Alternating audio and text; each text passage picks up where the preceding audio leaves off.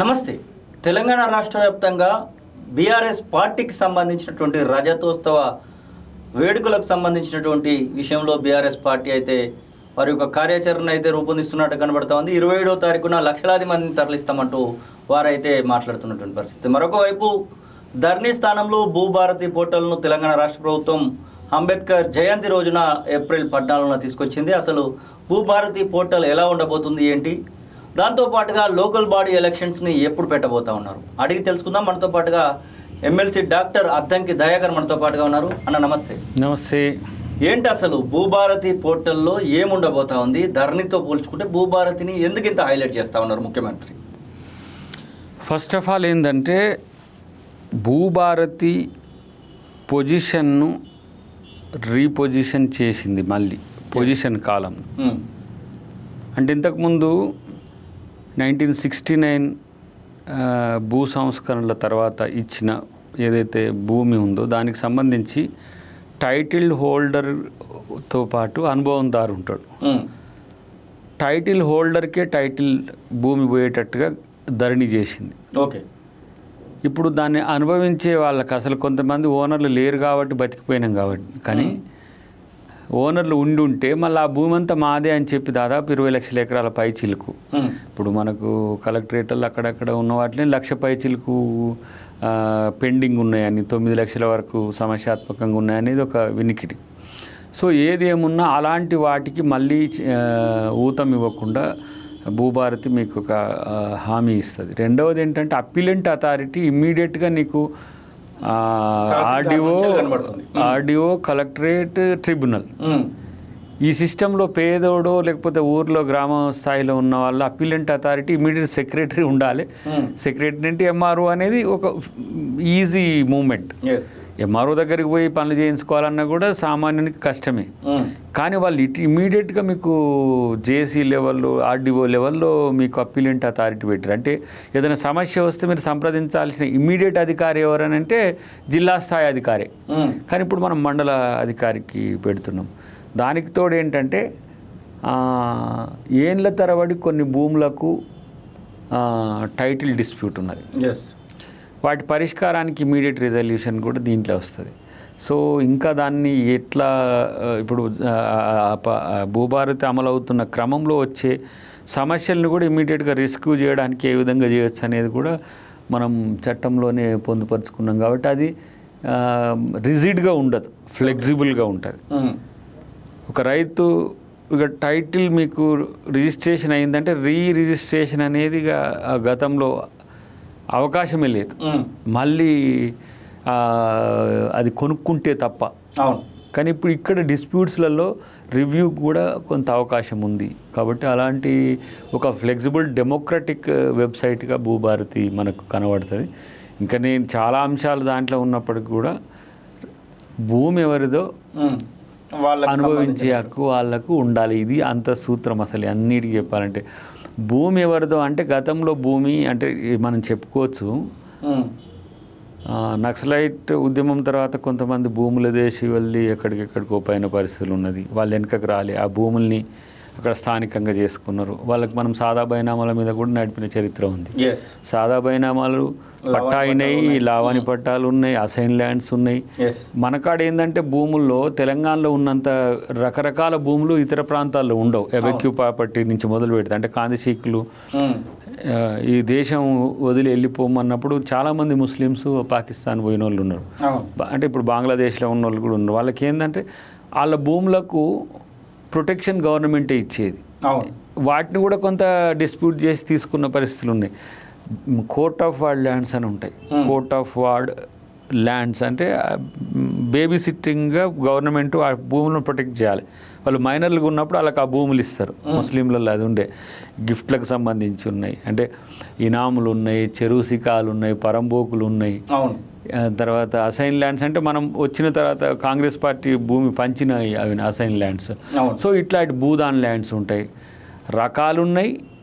దాంట్లో వివిధ కోణాలు కూడా ఉన్నాయి. కాబట్టి వాటిని అన్నిటికీ ఒక వన్ టైం సెటిల్మెంట్ లెక్క మనం చేసుకోవడానికి వన్ టైం సెటిల్మెంట్ కూడా అది కేవలం ఇన్క్లూజివ్గా ఉండేటట్టుగా ప్రతి అంశాన్ని దాంట్లో చర్చ పెట్టి నీది కాని టైటిల్ నీకు రావడానికి రేపైనా అవకాశం లేదు. తాత్కాలిక వినియోగం ఉండొచ్చు కాక కానీ రేపటి రోజున ఎవరైనా కూడా రైతులు నష్టపోవద్దు, ప్రభుత్వానికి ఇబ్బందులు కలగొద్దు అనే స్థితిలో భూభారతి వచ్చింది. కాబట్టి దాంట్లో మీకు ఏమైనా ఇంకా ఇష్యూస్ ఉంటే చెప్తే వాటిని రిజాల్వ్ చేసుకునే అవకాశం ఉంటుంది. సో బీఆర్ఎస్ పార్టీ 25 ఏళ్ళ సభ పెట్టబోతా ఉన్నారు, రాజాస్తోత్సవ సభ అని చెప్పేసి ఎలకతుర్తి వరంగల్ దగ్గరలో ఉన్నటువంటి ఎలకతుర్తిలో పెట్టబోతా ఉన్నారు. లక్షలాది మందిని తరలిస్తామంటున్నారు, అక్కడి నుంచి వెళ్ళి యుద్ధం ప్రకటిస్తామనేటువంటి మాటలు మాట్లాడుతూ ఉన్నారు. అసలు బీఆర్ఎస్ పార్టీకి సంబంధించినటువంటి రజతోత్సవ సభ పైన పలు రకాలైనటువంటి వాదనలు ఉండేవి. అప్పుడు టీఆర్ఎస్ పార్టీకి అయితే 24 ఏళ్ళు 25 ఏళ్ళు కానీ బీఆర్ఎస్కి 2 ఏళ్ళే కదా అన్నటువంటి వాదనలు ఉండేవి. అద్దంకి దయాకర్ ఎమ్మెల్సీగా మీరు ఏం చెప్తారు? గతంలో మీరు టీఆర్ఎస్ పార్టీ అనుబంధంగా ఉన్నటువంటి జేఏసీలో పనిచేసినటువంటి వ్యక్తి కూడా. ఇప్పుడు వాళ్ళ దాంట్లో అంతా కన్ఫ్యూజన్. ఓకే, దాన్ని టీఆర్ఎస్ చేసన్నా 25 జరుపుకోరి, బీఆర్ఎస్ కన్నా 3 ఏళ్ళని పెట్టుకోరి. ఓకే, రజతోత్సవం బీఆర్ఎస్ కంటే దాంట్లోనే అబద్ధం ఉంది. అబద్ధమా కాదా అంటే ఇప్పుడు కాంగ్రెస్ పార్టీ ఉన్నది.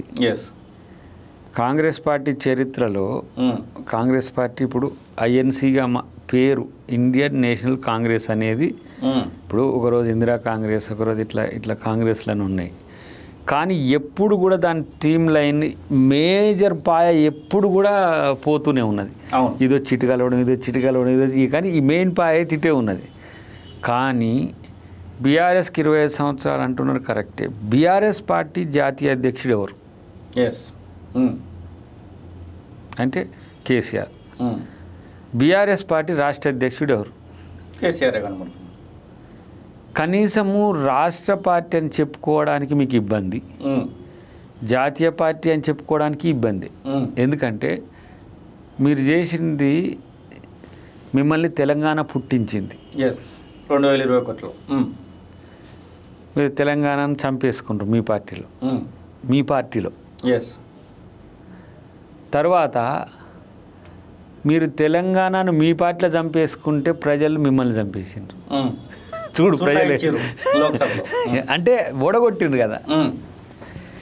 25-3 విషయాలు పక్కన పెట్టు. తెలంగాణ అస్తిత్వం కొరకు పుట్టిన పార్టీ అంటారు, భారత రాష్ట్ర సమితి అని ఉంటుంది.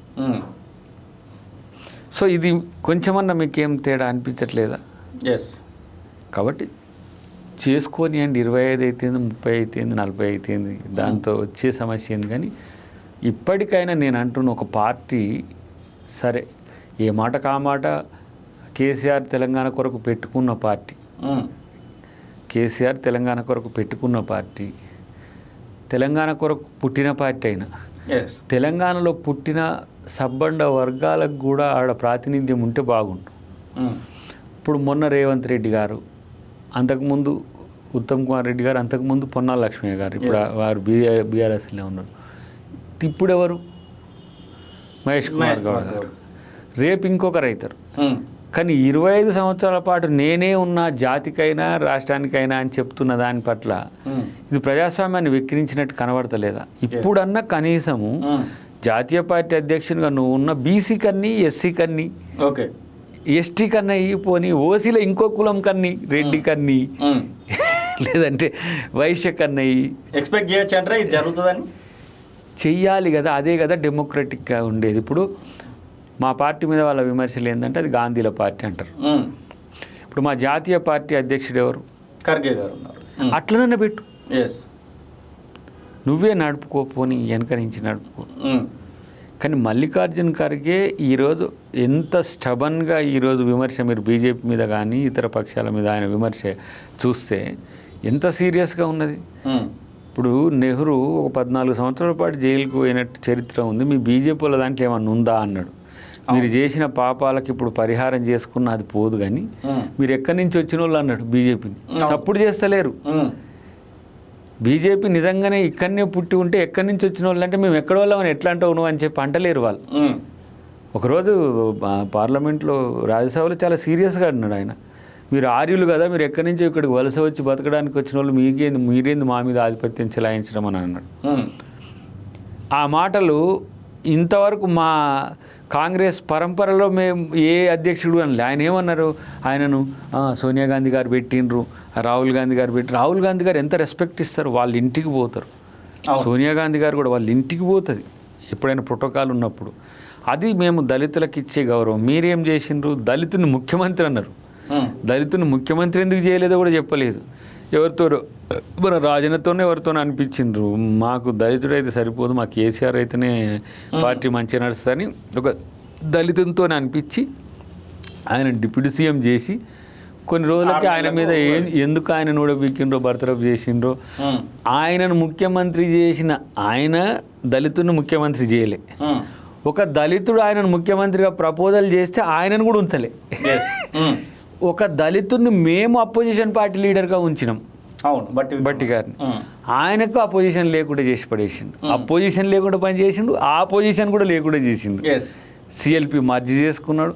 అయినా మేము సిఎల్పి నాయకుడిగానే బట్టి గారిని మేము చూసినాం. కొట్లాడిండి అలా అధికారంలోకి వచ్చినాక డిప్యూటీ సీఎం అయిండు. అదే ప్రగతి భవన్లో, ఏ ప్రగతి భవన్లో ఆయన ఉన్నాడో ఆ ప్రగతి భవన్లో కాంగ్రెస్ పార్టీ ఒక దళితుడిని ఉప ముఖ్యమంత్రి చేసి హోదాలో ముఖ్యమంత్రికి ఇచ్చే స్థాయిలో మా ఉప ముఖ్యమంత్రి గారిని మా ముఖ్యమంత్రి గారు అక్కడ కూర్చోబెట్టిండంటే అది కాంగ్రెస్ పార్టీ గొప్పతనం. అట్లుంటుంది. ఇక మీరు ఇన్ని 25 సంవత్సరాలు మీ కొరకు పోరాడి బాలిసలుగా మారిన నాయకులు తప్పితే, మీ నలుగురు మిలిగింది తప్పితే ఇంకెవరుండు దాంట్లో. ఎప్పుడూ వాళ్ళని ఆల్టర్ చేసుడే, వాళ్ళ సేవలు వినియోగించుకోవడం, లేకపోతే వాళ్ళని ఊడిగం చేయించుకోవడం, వాళ్ళని వదిలేయడం. అది ఆలి నరేంద్ర గారి కంచి మొదలు పెడితే కేశవరావు గారు కూడా మీతో ఉండలేకపోయా, కాంగ్రెస్ విజయశాంతి గారు లేకపోయా. అసలు ఎవరు కూడా, నేను ఎంతోమందిని టీఆర్ఎస్లో అంటే టీఆర్ఎస్ అనుబంధంగా ఉన్న జేఏసీ అని అన్నారు కదా మీరు, జేఏసీలో ఒక సంస్థగా ఉన్నది టీఆర్ఎస్. జేఏసీని ఏర్పాటు చేయడానికి జానారెడ్డి గారు ఎంత కృషి చేసిండ్రో మొన్న నేను ఇద్దరం పక్కన కూర్చున్నాం, నేను జానారెడ్డి గారు మన ఏంది అహ్మదాబాద్ బైటక్లో చాలా విషయాలు చెప్పిండు. ఆయన మీరే చెప్పండి సార్ ఇది ఎప్పుడైనా మంచిగా ఉంటుంది, మీరు అంటే మీ నోటితో చెప్తే చరిత్ర దానికి ఒక విలువ పెరుగుతుంది, మేము చెప్పేదానికంటే కూడా.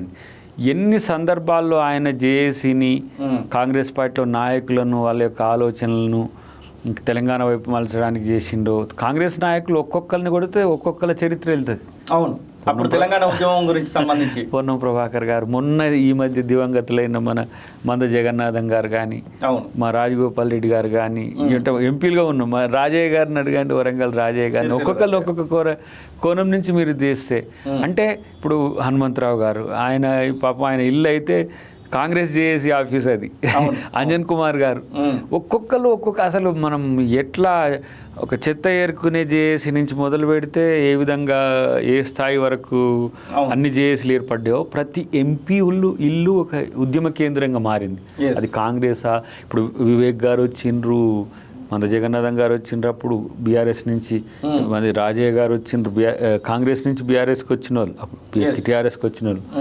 అంత ఎత్తున పనిచేస్తే ఒక్కళ్ళన్నా బీఆర్ఎస్లో ఉన్నారా? మళ్ళీ ఆ నలుగురు తప్ప వాళ్ళ దాంట్లో ఒక్కొక్కళ్ళు ఇక కత్తులు ఇసురుకుంటారు, కడుపులలో కత్తులు పెట్టుకొని కౌగులించుకుంటారు, కానీ మీకు అవన్నీ అగపడతలే. ఇప్పుడు ఆ ముగ్గురిని జనం మీదకి వదిలి మీ లీడర్షిప్లో ఎవరు గట్టోళ్ళు తోలుకొని రమ్మని మనోడు ప్రయోగశాలగా తెలంగాణను వదిలేసిండు. ఆయన జాతీయ అధ్యక్షుడుగా, రాష్ట్ర అధ్యక్షుడుగా పైనుండి చూస్తున్నాడు అట్లా. కానీ ఇక్కడ జరుగుతున్న విధ్వంసం వెనుక కారణం ఏంటి?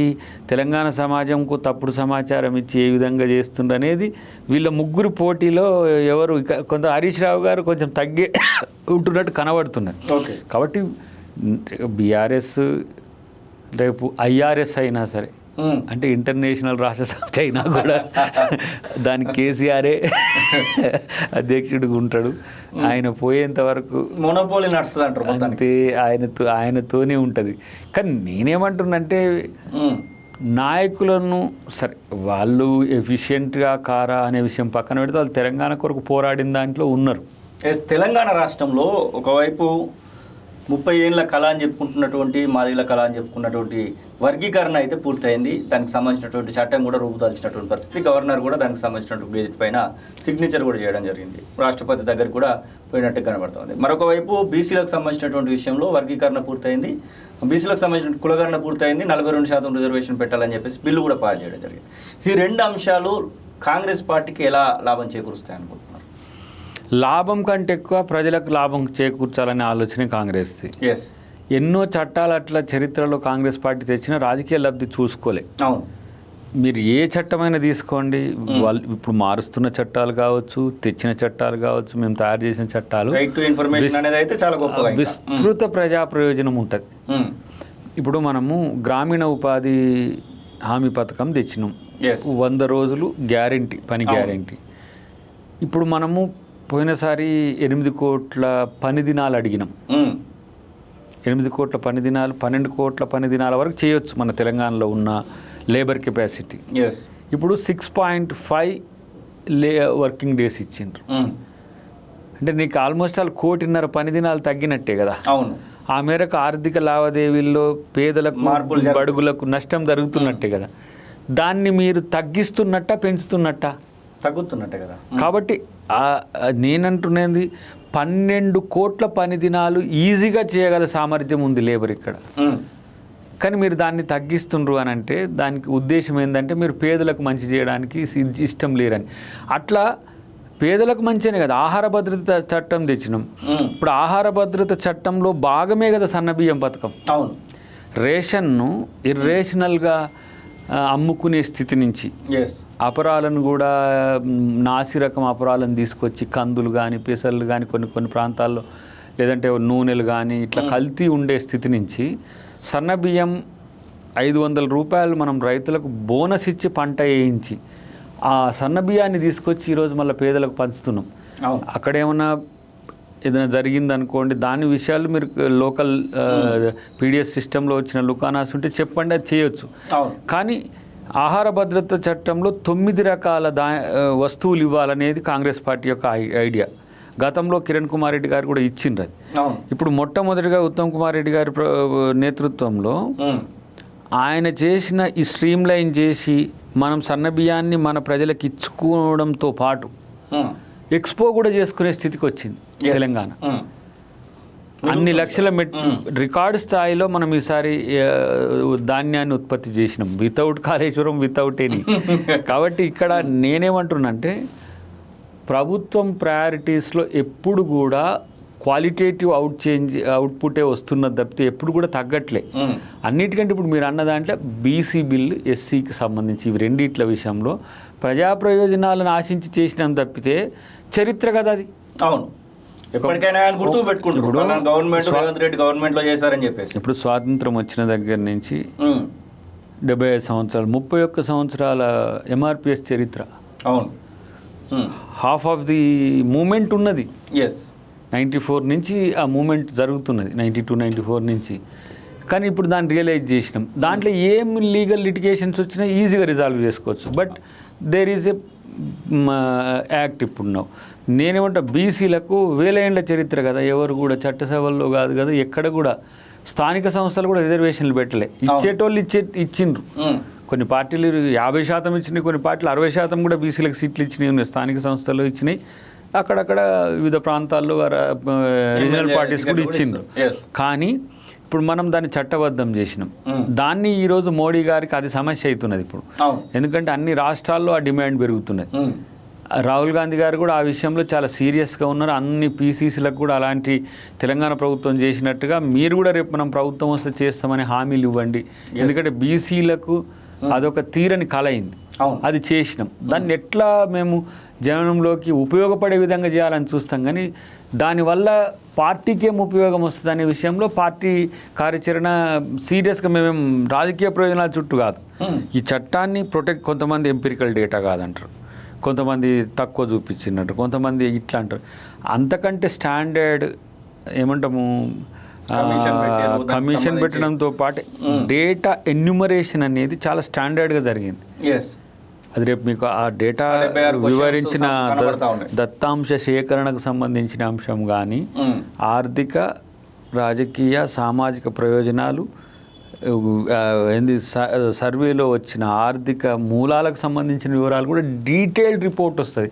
ఇది భారతదేశంలో ఏ ప్రభుత్వం చేయలే, ఓన్లీ తెలంగాణ ప్రభుత్వం చేసింది. అది రేవంత్ రెడ్డి గారికి ఆ ఘనత దక్కుతుంది.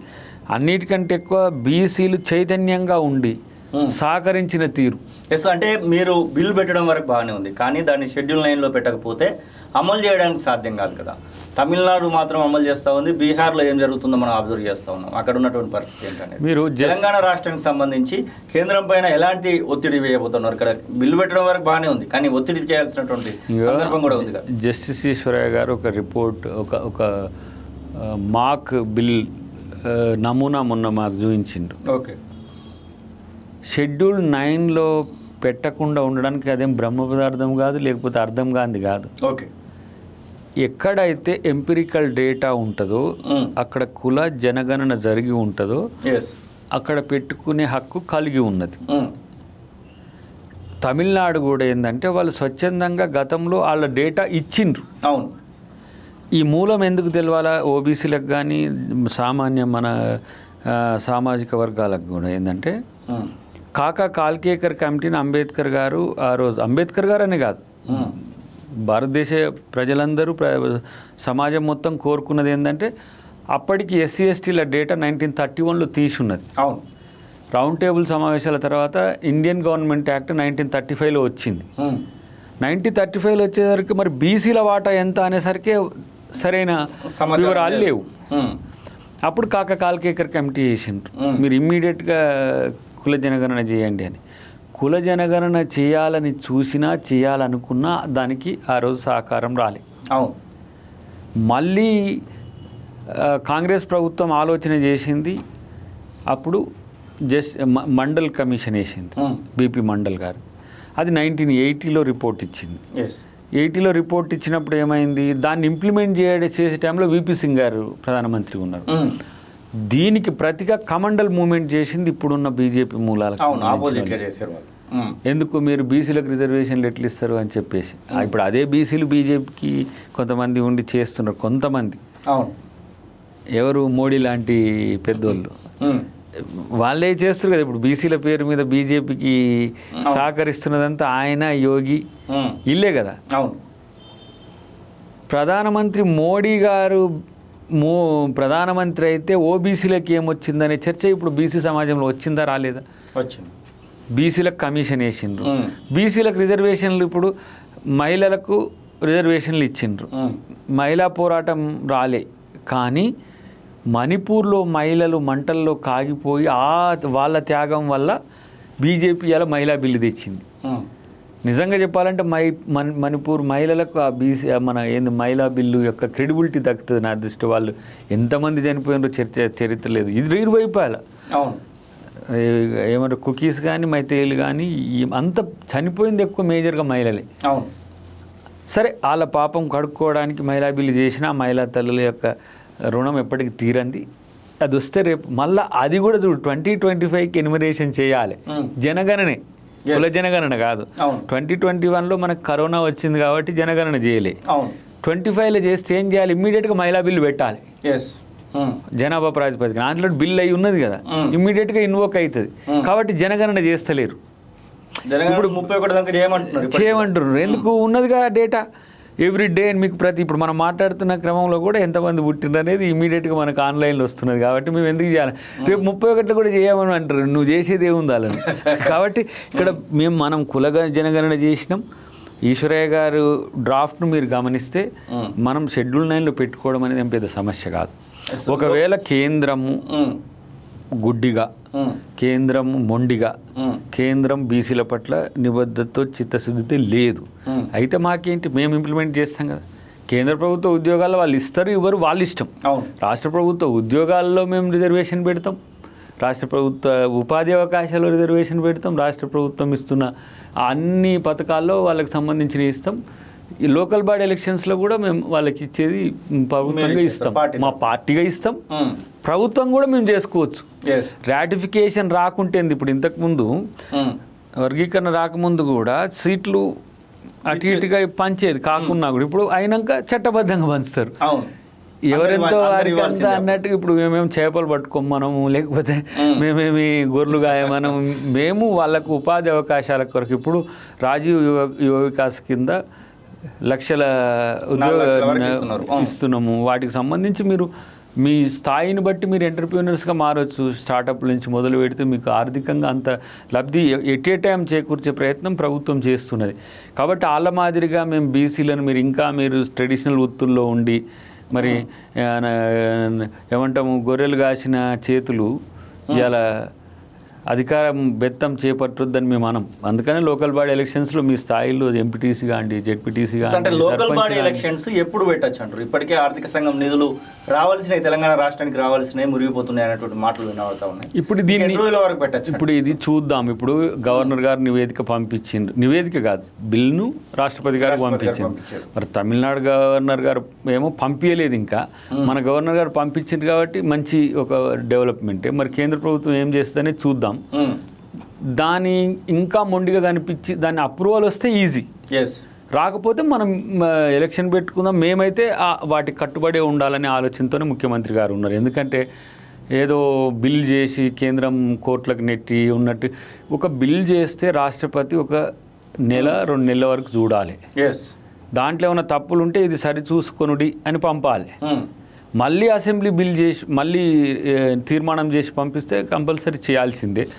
చేయకపోతే వాళ్ళ ఇష్టంగా. మేమైతే తెలంగాణ రాష్ట్రంలో ఏం మార్పు రాలేదు. కాంగ్రెస్ పార్టీ వచ్చినా అప్పుడు బీఆర్ఎస్ టీఆర్ఎస్ పార్టీ లాగానే భూములు నమ్ముకుంటున్నారు.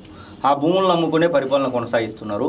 భూముల అమ్మకాల పైన ఉన్నటువంటి శ్రద్ధ, ప్రజలకు సంబంధించినటువంటి గ్యారంటీల మీద లేదన్నటువంటి మాట బీఆర్ఎస్ పార్టీ బీజేపీ పార్టీ ఆరోపిస్తున్నటువంటి మాట. నిజంగానే భూముల పైన ఎందుకు ఇట్లా ఆలోచన చేస్తూ ఉన్నారు? ఇప్పుడు గచ్చిబౌలి భూమి మనం చదును చేసిన భూమి ఎంత? 400 ఎకరాలు, 122 ఎకరాలు, 100 నుంచి 122 ఎకరాలు. అవును. ప్రతిపాదిత ప్రాజెక్టుకు సంబంధించి సేకరించాలనుకున్న భూమి, టీజీఐఏసీకి ఇచ్చిన భూమి. దీనికి వచ్చే ఆర్థిక లావాదేవీల్లో 5,000 కోట్ల నుంచి 10,000 కోట్లు ఇండస్ట్రియలిస్టులకు మనం టీజీఐఏసీ ద్వారా అమ్ముతాం. అక్కడ కంపెనీస్ ఏర్పడతాయి, ఉద్యోగాలు ఇస్తారు. అది పెద్ద పెద్ద కంపెనీలు వచ్చినాయి మొన్న దావోస్లో కానీ, రేపు జపాన్లో వచ్చే కంపెనీలు కదా మనం భూమి ఇవ్వాల్సిందే. ఆయన వచ్చి పెట్టుబడులు పెడతారు కానీ మనం మళ్ళీ ప్రభుత్వం భూములు ఇవ్వాల్సిందే, కరెంట్ ఇవ్వాల్సిందే, అంతా మనం సాక్రిఫైస్ చేయాల్సిందే. దానివల్ల వచ్చే ఆర్థిక ప్రయోజనం కానీ, సామాజిక ప్రయోజనం కానీ, ఉద్యోగ ప్రయోజనం కానీ సమాజానికి ఉపయోగపడేది. అది ప్రభుత్వానికి నేరుగా ధనం వచ్చేది కాదు. ఇప్పుడు ఒక 20,000 ఉద్యోగాలు వచ్చినాయంటే పిల్లలు బతుకుతారు. కంపెనీస్ వచ్చినాయంటే వాటిని కంపెనీస్ లాభాలు తెచ్చుకొని అవి బెనిఫిట్ అవుతాయి. మనం ఇచ్చుడే ప్రభుత్వ ఖజానాకి వచ్చుడు ఏంది? దానివల్ల భూముల వేలం వల్లనో భూముల ఏదో అమ్మకం కూడా లేదు. లీజ్ ఆర్ వేలంకు సంబంధించిన వేలంలో కొంత ఏమంటాము మేజర్ కంపెనీస్కి వేలం ఇచ్చే ప్రపోజల్ కూడా ఉన్నట్టుంది. దాంట్లో మొత్తం కలిపితే కూడా 5-6 వేల కోట్లది ఉండదు. స్టేట్ బడ్జెట్ ఎంత? 3 లక్షల కోట్లు ఉంది. ఇప్పుడు ఇక 5,000 కోట్లకి ఏదో అలీగాక వేసుకున్నట్టు ఏంది ఇది జోకులు వీళ్ళు చేసేది? ఇప్పుడు స్టేట్ రెవెన్యూస్ ఉన్నాయి, సెంట్రల్ ఫండ్స్ ఉన్నాయి, తర్వాత జిఎస్టీకి సంబంధించి ఉన్నాయి, తర్వాత మన ప్రజలు అన్ని రకాల పన్నులు కడుతుంటే వస్తున్న ఆదాయాన్ని పక్కన పెట్టి కంచగచ్చిబౌలిలో అమ్ముకోవడం వల్లనే రాష్ట్ర ప్రభుత్వం బతుకుతుంది అనుకుంటే మరి 4,23,000 ఎకరాలు సేకరించింది కేసీఆర్. అవును. ఇలా 50,000 కోట్ల రూపాయలు హైదరాబాద్లో భూములు అమ్మిండు ఆయన. నియోపోలిస్ లాంటి సేమ్ ఇదే ఫీచర్స్ ఉన్నాయి. ఈ పక్కన కూడా 43 ఎకరాలు అట, నేను 23 అనుకున్నా. ఏది ఇప్పుడు మనం అనుకున్న భూములకు అడ్జసెంట్గా కూడా 43 ఎకరాలు హైరైజ్ బిల్డింగ్స్ కట్టి ఉన్నారట ఆల్రెడీ. అవును. వాళ్ళకి లేని పర్యావరణం మనకు వచ్చింది. ఇప్పుడు కాంగ్రెస్ 100 ఎకరాలు చదువు చేస్తే మొత్తం ప్రపంచ పర్యావరణం మొత్తం హైదరాబాద్లో పడిపోయింది. కానీ పక్కననే ఉన్న ఛత్తీస్గఢ్లో 2,72,000 ఎకరాలు ఇవాళ భూమిని సేకరించి అడవిని దండకారణ్యం ఇంకా మామూలు కాదు 92,000 చెట్లను కొడుతుందాడు అదాని కంపెనీ. మరి పర్యావరణవేత్తలకు సంబంధించి హైదరాబాద్లో ఉన్న కంచగచ్చిబౌలిలో ఉన్న ఆ పాండ్ కానుకోనున్న ఆ రాక్ ఫార్మేషన్స్ కానుకోనున్న భూమిలోనే మొత్తం పర్యావరణం మొత్తం అక్కడనే జింకలు చచ్చినాయి, అక్కడనే ఏనుగులు పోయినాయి, అక్కడనే పులులు కూడా పోయేటట్టుంది, అక్కడనే నెముళ్ళు పోయినాయి, అక్కడనే ఎండ్రకిచ్చలు పోయినాయి, అక్కడనే మన పసిరిక పాములు పోయినాయి, అక్కడనే రంగులు మార్చేది ఊసర వెళ్ళిపోయింది. అన్నీ ఇక్కడనే వచ్చి సమస్య వచ్చినట్టు అన్నారు. నేనేమంటున్నా కోర్టు ఉందిగా మనకు మధ్యన. అవును.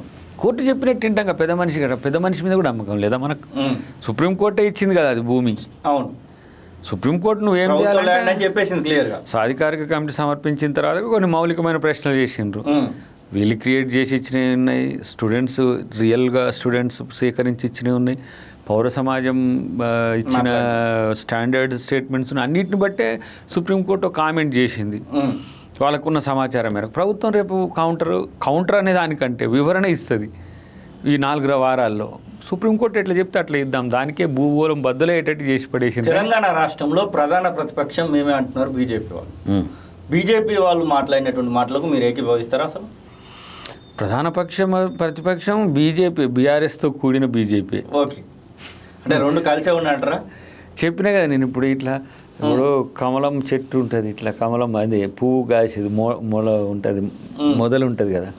ఇక్కడ గులాబీ అంటుగట్టిరు అంతే, 2 పూలు 2 పూలు రెండు పూలే, కాకపోతే ఇది హైబ్రిడ్. గులాబీ ఇప్పుడేమో కమలం పువ్వు మొదలకు గులాబీ అంటుగట్టిరు గింతే.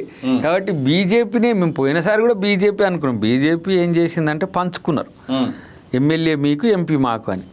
కరెక్టే, ఓడిపోయినా కూడా ఎమ్మెల్యేలు వాళ్ళకి 39 వచ్చినాయి, వీళ్ళకి 8 వచ్చినాయి.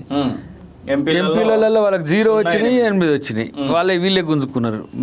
According to rule of law వాళ్ళు ధర్మయుద్ధం చేసినట్టే ఇద్దరు. ఎందుకంటే బీజేపీకి 8 ఎమ్మెల్యేలు వచ్చేది కూడా మేమే అంటున్నారు. అమిత్ షా లాంటి వాళ్ళే తెలంగాణలో అధికారంలోకి రాబోతున్నాం 2028 సంవత్సరంలో అనే మాట కూడా చెప్తా ఉన్నారు. నాకు తెలిసి భారతదేశంలోనే అతిగతి లేకుండా పోబోతుంది బీజేపీ. ఇప్పుడు మొన్ననే చావు తప్పి కన్నులొట్ట పోయినట్టుగా ఎంత వాళ్ళకు వచ్చిన ఓట్లన్నీ ఇప్పుడు కొంచెం చంద్రబాబు ఇటు తప్పుకొని నితీష్ కుమార్ అటు తప్పించుకుంటే కథం. కాబట్టి బీజేపీ వేగవంతంగా పడిపోతున్న పార్టీ ఈ దేశంలో. కాబట్టి ఇంకా ఈడ పార్టీ అధికారము అని ఆ పగటి కళలు కన్నా చీకటి కళలు కన్నా ఏ కళ కన్నా అది కలగానే మిలిగిపోయే అవకాశం ఉంటుంది. ఇంకోటి ఏంటంటే ఇక్కడ బీజేపీ బీఆర్ఎస్ కలిసి ఏదో ప్రయత్నం చేయాలనే ఒక ఆలోచన భవిష్యత్తులో ఉంటుందని ఒక అంచనా ఉంది. అది జరిగినా బీజేపీ కలిసి పనిచేయడానికి అంచనా ఉందంటారా? పక్క అది ఆ అంచనా ఎంత మేర చెప్తా ఉన్నాడు. ఇప్పుడు హైదరాబాద్లో జరిగేటువంటి లోకల్ బాడీస్ సంబంధించినటువంటి ఎమ్మెల్సీలో అసలు ఎవరితో మేము పొత్తు పెట్టుకోము, అసలు మా కార్పొరేటర్లు మాకు సంబంధించినటువంటి ఎమ్మెల్యేలు ఆ ఓటు వేయడానికి అసలు వైపు కూడా రాడు అనేటువంటి మాట కూడా చెప్తా ఉన్నాడు కదా. ఎందుకు పోటీ చేస్తలేరు? మాకు సంఖ్యాబలం లేదు కాబట్టి పోటీలో లేమంటా ఉన్నారు. మరి మేమైతే పోటీ చేయాలన్నా? మీరు చేయట్లేదు. మాకెన్ని ఉన్నాయి పోనీ హైదరాబాద్లో? మీకున్నటువంటి 6-7 బీజేపీ ఆయన ఏమంటాడు, నేను గెలుస్తా అంటున్నారు. కాంగ్రెస్ ఎంఐఎం కలిసి చేస్తుర్రు, వాళ్ళు ఒకటైనరు, కాంగ్రెస్ ఎందుకు అని అంటది. అరే బీఆర్ఎస్ ఎందుకు చేస్తలేదని ఎందుకు అడిగారు? అన్ని సీట్లు ఉన్నాయి కదా వాళ్ళకి. ఎన్ని ఉన్నాయి? దాదాపు 40 పైచీలకే ఉన్నాయి కదా వాళ్ళకు. సరే ఇప్పుడు కొన్ని 35, 34 సంథింగ్ అట్లా వచ్చి ఉంటాయి. ఈ కౌంట్ రియల్గా తెలియదు. కానీ నేనేమంటున్నంటే మొన్న బీఆర్ఎస్ ఎందుకు పోటీ చేయలేదు ఎమ్మెల్సీల్లో 3 మీకోసమే. వాళ్ళు తగ్గి మిమ్మల్ని పెంచుతుండ్రు. మామూలుగా మన ఊర్లలో గోడ పెద్దగా ఉంటే ఏం చేస్తారు, ఒకడు వంగుతాడు దాని మీద ఎక్కి మీద ఎక్కి అట్లా. ఇప్పుడు బీజేపీ బీఆర్ఎస్ని లొంగ తీసుకుంది, వంగ పెట్టింది. రేపు అవసరం వచ్చినప్పుడు బీజేపీ వంగుతుంది, లొంగుతుంది వాళ్ళ కోసం. ఎందుకంటే వాళ్ళిద్దరు ఒక తాను ముక్కలే, 2 పువ్వులే. ఆ పువ్వు అంటగట్టే శాస్త్రం చెప్పిన కదా, సైంటిఫిక్గా ఒక సైన్స్ స్టూడెంట్ చెప్పిందని నీకు చెప్పిన పేరుకు బయటికి వాళ్ళు కనపడుతారు. మళ్ళీ మాటి కాంగ్రెస్తో అంటగడుతుంటారు వీళ్ళని. చేతికి గులాబీ మొలిసినట్టు, వీళ్ళేమో చేతికి కమలం మొలిసినట్టు. కానీ ఇవి 2 అట్రాక్షన్గా కాంగ్రెస్ అనేది ఉంటుంది. రేపు ఈరోజు 99-100 సీట్లు వస్తేనే కాంగ్రెస్ని చూసి మోడీ భయపడే కాడికి వచ్చింది. ఆయన 230 పైచీలకు సీట్లు ఉన్నాయి వాళ్ళకు మాకు ఇంకా 130 టెక్నికల్గా తేడా ఉన్నది. కానీ ఒక్కసారి ప్రజలు తలుసుకుంటే వేగంగా బీజేపీ పడిపోతే కాంగ్రెస్ అలయన్స్కే కదా గవర్నమెంట్ వచ్చేది. కాబట్టి మేమేమో ఇప్పటికి మొన్న కరెక్ట్గా జరిగి ఉంటే ఇంకో 20-30 సీట్లు కనుక కాంగ్రెస్ అలయన్స్కి వచ్చి ఉంటే బీజేపీ పతనమే అయ్యేది. అది జరగలే. వక్ఫ్ బిల్లుకు సంబంధించినటువంటి విషయంలో ఏం ఆలోచిస్తూ ఉన్నారు? ఒకవైపు ఎంఐఎం పార్టీ పెట్టినటువంటి మీటింగు చాలా బహిరంగ సభ అనేది మాత్రం బాగా సక్సెస్ అయినట్టు కనబడుతూ ఉంది. ఓఐసీ ఆధ్వర్యంలో పెట్టింది. నేషనల్ లెవెల్లో, స్టేట్ లెవెల్లో ఎలాంటి కార్యక్రమాలు తీసుకుపోతా ఉన్నారు? ఇప్పుడు వక్ఫ్ బిల్లుకు సంబంధించి ముస్లింల యొక్క అనుమానాలను మాత్రం నివృత్తి చేయాల్సిన బాధ్యత కేంద్ర ప్రభుత్వానికి. అవగాహన సదస్సులు పెడతామంటున్నారు కిషన్ రెడ్డి లాంటి వాళ్ళు. కానీ వాళ్ళు వేసే మౌలిక ప్రశ్నలకు మన దగ్గర సమాధానం లేకపోవడం, ప్రభుత్వం డిఫెన్స్లో పడడం ఇబ్బంది. ఒక చట్టం చేసినప్పుడు దానికి సంబంధించిన వివరాలను మనం చెప్పగలగాలి. 1500 సంవత్సరాల క్రితం సంబంధించిన భూముల టైటిల్స్ రావాలంటే సమస్య ఉంది. అవును, ప్రైవేట్ భూములుగా ట్రీట్ చేస్తుండని ఒక విమర్శ ఉంది. మా అంతర్గత వ్యవహారాల్లో మీరెందుకు వస్తుండని ఇప్పుడు వాళ్ళు అడుగుతున్నారు.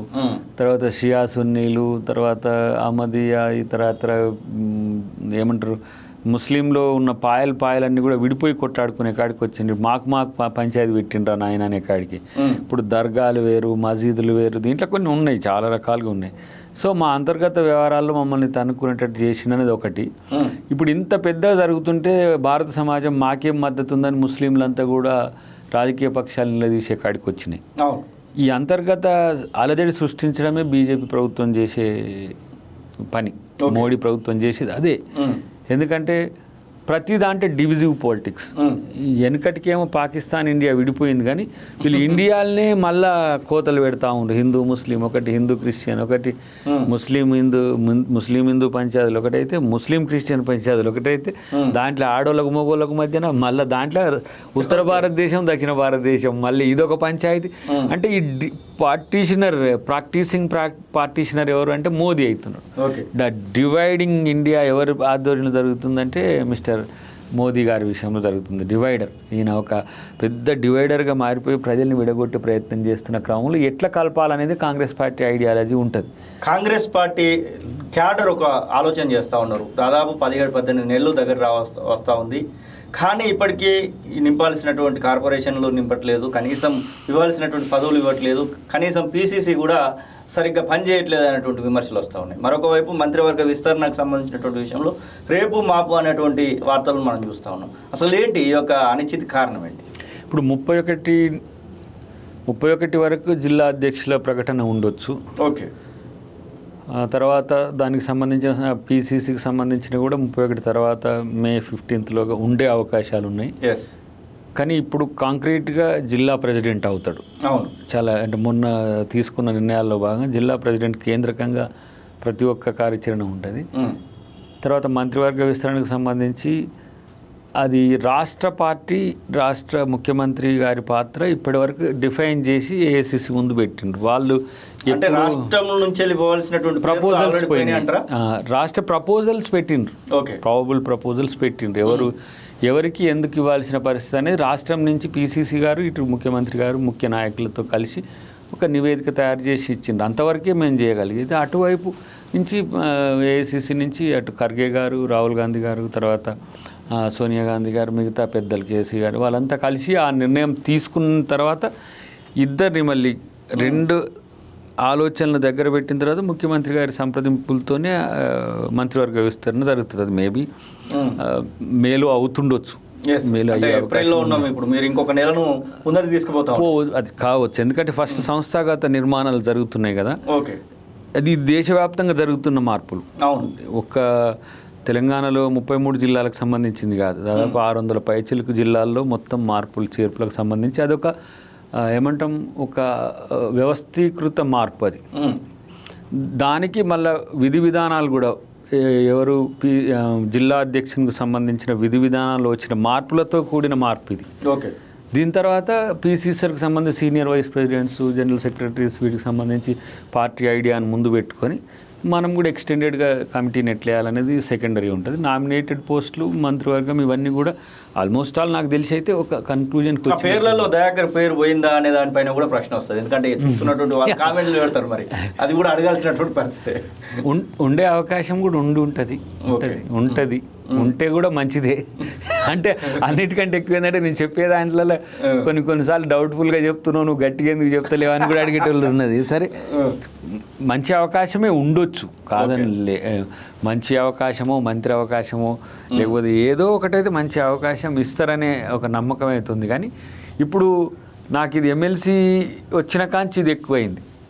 ఎమ్మెల్సీ అట్లా దాంట్లో వచ్చింది. ఎందుకు నిన్న తెలంగాణ ఉద్యమకారుల మీటింగ్ పోతే కూడా ఆడ ఇదే లొల్లి, ఉద్యమకారులకు ఒకటి ఇవ్వాలి ఇట్లా అని చెప్పేసి. ఇంకోటి రేపటి రోజున పార్టీకి కూడా కొంచెం యువత కూడా ఉంటే మంచిదని ఆలోచన, నాకు వస్తున్న ఫీడ్బ్యాక్ చెప్తున్నా.